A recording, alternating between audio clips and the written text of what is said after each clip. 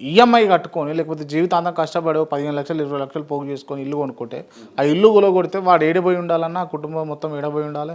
వాళ్ళకు ఒక ఆల్టర్నేటివ్ చూపించాలి కదా ప్రభుత్వం. చూపిస్తుంది, గవర్నమెంట్ అదే పనిలో ఉన్నది.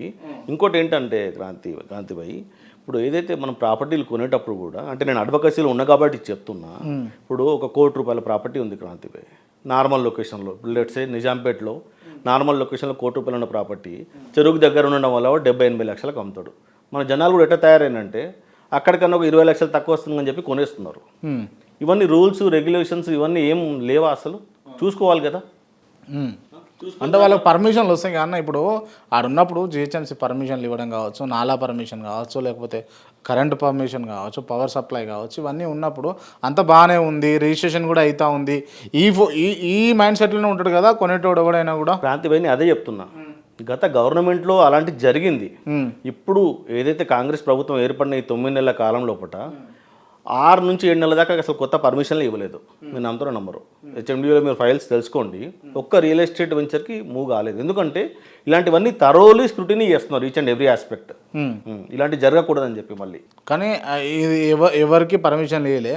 కానీ పక్క చూసుకుంటే మాత్రం వేల కోట్ల అప్పులు అయితే చేసి పెట్టారు తెలంగాణకు.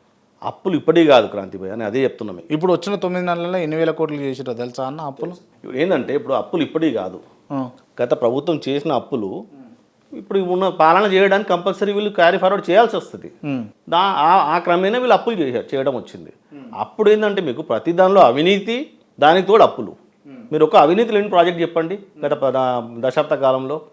కాళేశ్వరం ప్రాజెక్టు, భగీరథ, మిషన్ భగీరథ చేసిన ప్రతి ఒక్క దాని లోపల బతుకమ్మ చీరలు చిన్న దగ్గర నుంచి మొదలు పెడితే ప్రతి దాని లోపల కుంభకోణమే, స్కామ్ లేని ఒక్కసారి చెప్పండి ఏదైనా ఉంటే పని.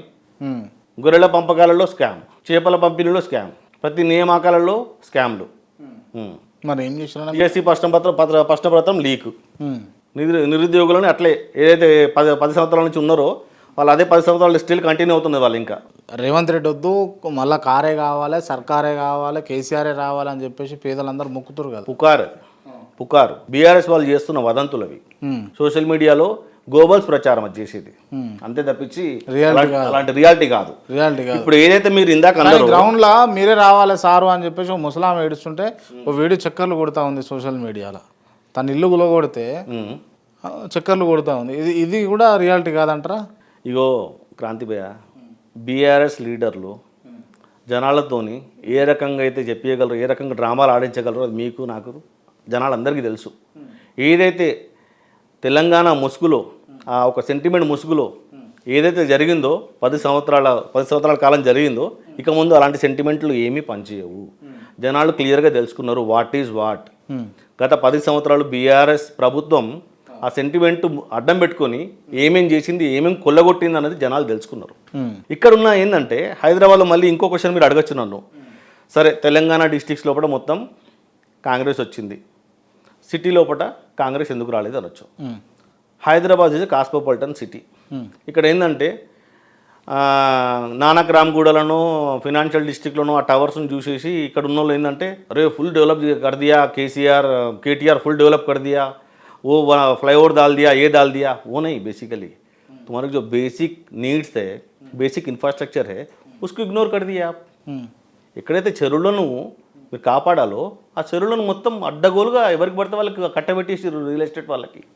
సిఎస్ఆర్ అని చెప్పేసి వాళ్ళకి కట్టబెట్టేసిర్రు. ఆ సిఎస్ఆర్ బుస్కులో దాన్ని మొత్తం ఆక్రమించేసుకున్నారు వాళ్ళు. ఏడన్నా సిఎస్ఆర్ ఫండ్స్ కింద మీరు డెవలప్ చేయండి అని చెప్పేసి కొంతమందికి కొన్ని చెరువులు అప్పచెప్పినప్పుడు వాళ్ళు డెవలప్ చేయలేదు. కాకపోతే ఇప్పుడు డెవలప్ చేయించచ్చు కదా, మీ గవర్నమెంట్ వచ్చింది కదా. మీరు ఇప్పుడు ఏదైతే అదే పనిలో ఉన్నాం మేము. ఇప్పుడు ఏదైతే ఏం చేస్తున్నామంటే ఔటర్ రింగ్ రోడ్కి లోపల, ఔటర్ రింగ్ రోడ్కి బయట ఏదైతే చెరువులు ఉన్నాయో ఇప్పటిదాకా ఆల్రెడీ 71 లేక్స్ని నోటిఫై చేసాం. నోటిఫై చేసి ఆ లిస్ట్ని హెచ్ఎండిఏకి పంపించడం జరుగుతుంది హైడ్రా ద్వారా. అక్కడ ఏంటంటే ఆ 71 లేక్స్కి పర్మిషన్స్ ఇచ్చేటప్పుడు దాని ప్రకారం హెచ్ఎండిఏ వాళ్ళు పర్మిషన్స్ ఇచ్చేటప్పుడు అవన్నీ జాగ్రత్త చూసుకుంటారు. చూసుకొని ఎవరైనా కన్స్ట్రక్షన్ కోసం ఎవరైనా వచ్చినప్పుడు దాని ప్రకారం వాళ్ళకి పర్మిషన్స్ ఇవ్వడం జరుగుతుంది. ఇప్పుడు రేవంత్ రెడ్డి గారి అన్న అనుకుంటా, అవును, వాళ్ళ అన్నకు నోటీస్ ఇచ్చారు. అవును, నోటీస్ ఇచ్చారు కానీ గులగొట్టలే. అవును, అదే రోజు నోటీసులు ఇచ్చినటువంటి కొంతమంది పేదల ఇళ్ళు గులగొట్టారు. అవును. ఎందుకు రేవంత్ రెడ్డి అన్నకో న్యాయం పేద ప్రజలకో న్యాయమా? ఇప్పుడు రేవంత్ రెడ్డి గారి అన్నకు నోటీస్ ఇచ్చి కూలగొట్టిండు అంటే బేసికలీ అక్కడ ఏంటంటే 1 month టైం ఇచ్చారు. దాన్ని కూడా ఎక్స్ప్లెనేషన్ ఇచ్చారు రంగనాథ్ గారు. మీరు ఇంటర్వ్యూ విన్నారో లేదో నేను చూడలేదు. 1 month వాళ్ళకి ఏంటంటే టైం ఇచ్చారు. వాళ్ళకి పేదలకు టైం ఇస్తలేరు, గిన్నెలు తెచ్చుకొని టైం ఇస్తలేరు, బియ్యం తెచ్చుకొని టైం ఇస్తలేరు, అది టోటల్లీ రాంగ్. లోపల బట్టబంతులు తెచ్చుకొని టైం ఇస్తలేరు, చిన్నపిల్లల పుస్తకాలు తెచ్చుకొని టైం ఇస్తలేరు. టోటల్లీ రాంగ్, అది టోటల్లీ రాంగ్ అన్న.